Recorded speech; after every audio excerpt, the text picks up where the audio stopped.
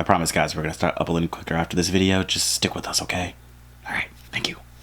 Shonen anime reign as some of the most popular anime of all time, and with its popularity comes some really unforgettable characters. But none really stand out more than the main protagonist.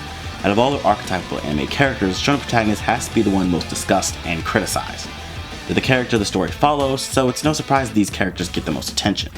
However, ever since the cultural phenomenon that was/still is Dragon Ball began, major shonen series started to have their main characters fall into the exact same mold.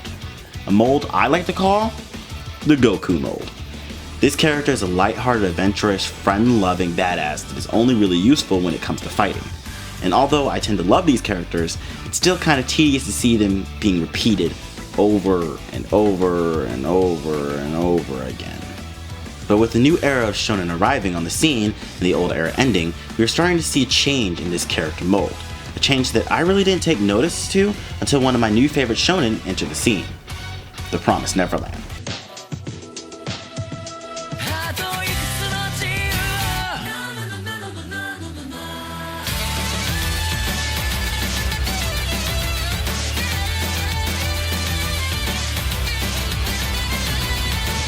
Interesting enough, I believe that Enma is a new breed of shonen protagonist that is rarely seen or that we've never really seen before. I can't really give you a definite answer on that because I haven't seen every shonen ever. I mean, that's kind of a lot to watch. But I can say I have seen the big ones, and Enma really does stand out from her peers. This was originally supposed to be a review on the Promised Neverland series, but I decided to make something different considering the fact that every other anime channel has already done a review. Either way, it's not going to be a review, but more focused on Enma and how she impacts the shonen protagonist mold.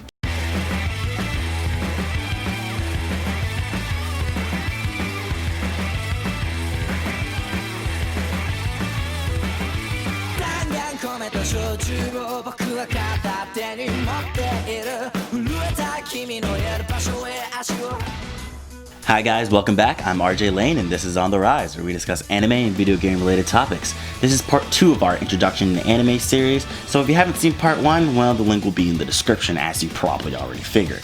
Today we'll be discussing the shonen protagonist and how Enma, the main character of the Promised Neverland, changes that mold for the better. And although I am caught up with the manga and do enjoy it most definitely, I will only be discussing the anime, so all you anime only viewers, rest easy. And if you haven't seen the anime yet, then pause this video and go watch this great show. Trust me, it deserves it. Alright, let's get started.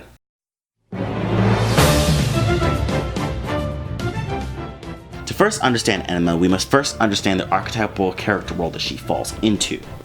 I described the shonen protagonist briefly, but now I'll be going into a little more detail. The shonen protagonist isn't just the main character of their story. No, there's so much more than that.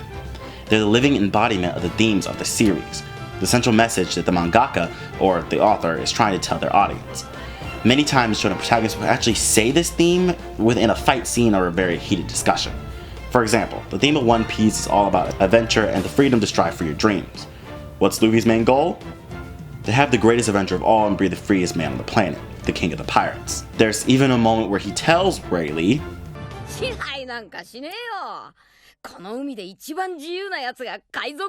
it all goes hand in hand. Dragon Ball is all about fighting and getting to the next strongest enemy and upping the scale each time. What is Goku constantly saying?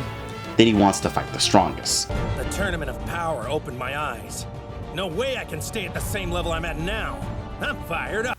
And as the series theme change, so does the protagonist along with it, or vice versa. Don't believe me? Let's look at the Chimera Ant arc in Hunter x Hunter. Anyone who's watched this amazing arc can tell you that when this arc began, the story started to get a lot more darker. Even darker than it already was. And as the arc went on, introducing the audience to more and more dark themes, Gon, our protagonist, started to become a much more darker character as well.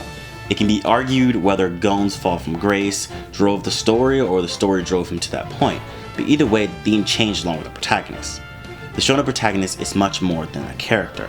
They're the driving force of their stories, the central focus that everything in that world circles back around to, and most of the time, they are very similar. Happy-go-lucky young boys who crave adventure and are pure badasses when it comes to fighting. And This isn't me saying that all shonen protagonists aren't the same. No, I don't think that at all. This is just me saying that Enma gives off so many new traits that she stands out among the rest. And before I start my full explanation about Enma, I also do consider Deku, the main character from My Hero Academia, to fall into the same category as she does, but I'll only be focusing on Enma for this video because, once again, there are several My Hero Academia videos out already.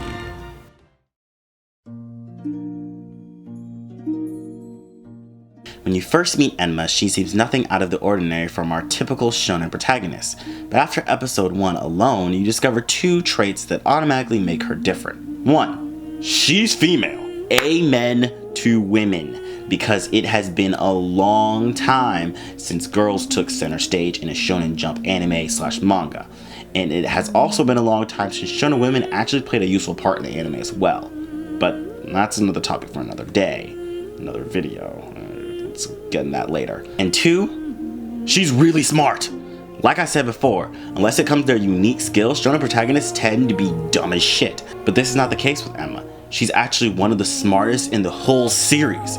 And she's the protagonist. Wait a minute. Oh, this never happens. Is this? Someone call the higher ups. No, hold up. This can't be. Hold up. Smart anime protagonist in a shonen and she's a woman? Are you sure? I mean, I get it's 2019, guys, but this is new. The appeal for Enma doesn't stop there. No, those 2 things aren't even my favorite part about her. The favorite part about Enma is that she embodies the values of a typical shonen protagonist, but she still goes about them in a different and more realistic way. The values of the shonen protagonist that I love and am completely a sucker for are as follows. 1. The desire to protect and save everyone around you, even your own enemies at some times. 2. The I don't care what's possible, let's go for it anyway. 3. The I'm never gonna give up mentality. 4. The my loved ones are the most important thing to me. Enma definitely possesses all those traits, but it's how she goes about them that makes it unique. It's also how the story doesn't give her convenient plot armor to help her survive. For example, in One Piece, Luffy would have died several times if not for people showing up to save his rubber ass. However, in Promised Neverland, spoiler alert for the ending of season 1, you gotta finish season 1 and click off now and go finish the show. Enma isn't saved by someone coming in to rescue her. No, she comes up with a plan on her own and succeeds that way. The story also doesn't allow her naivete to just ignore all the danger around her and win the day just because she can. In Fairy Tail, Natsu and the gang are warned several times about what happens if they fight this guild, or this dark wizard, or this demon, or this god, or whatever, and how much risk it will be, but they always come out with just a couple of scratches because they're Fairy Tail and they have the power of friendship. This downplays the threat of the villain, and is something that Promised Neverland never did, even when Enma and the others finally did escape. The fact that Enma had to eventually listen to somewhat of what Rei told her and leave Phil and the other younger children behind shows how much of a threat her enemies actually are. She had to grow up and abandon her ideals for the better, but the fact that she promised to return for Phil and the others shows that Enma still possesses the same qualities of the shonen protagonist that we love, but she's being smart about it. She's showing us that it's okay to have what others would call naive ideals, because those thoughts can become your reality as long as you not only believe in them, but you also have a solid plan to carry them out. That every impossible situation has an out. And for Enma, that was not just a story providing her with luck, but her ability to trust in her family and plan for them to escape together. This was the lesson Enma taught Rei at the end of the season, and the lesson that the story taught the audience. Shut up and come with me. I'll show you something cool. Once again, the shonen protagonist embodies the theme.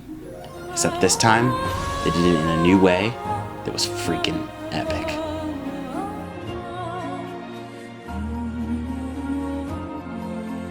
And that's all for this video. Next time in part 3, I'll be describing the tsundere character so you guys understand a little better and going in more depth with that. But as for this video goes, let me know your thoughts on Enma's character, or the shonen protagonist character type as a whole. Do you like Enma's character?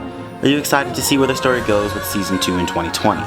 If you liked this video and want to see more, then subscribe, like, hit that bell for notifications on when we post. Also, you can follow us on Instagram, Twitter, Facebook, and Pinterest to meet all the people behind the scenes making these videos possible. Thanks for watching, and as always, I'm RJ Lane, and this has been On the Rise.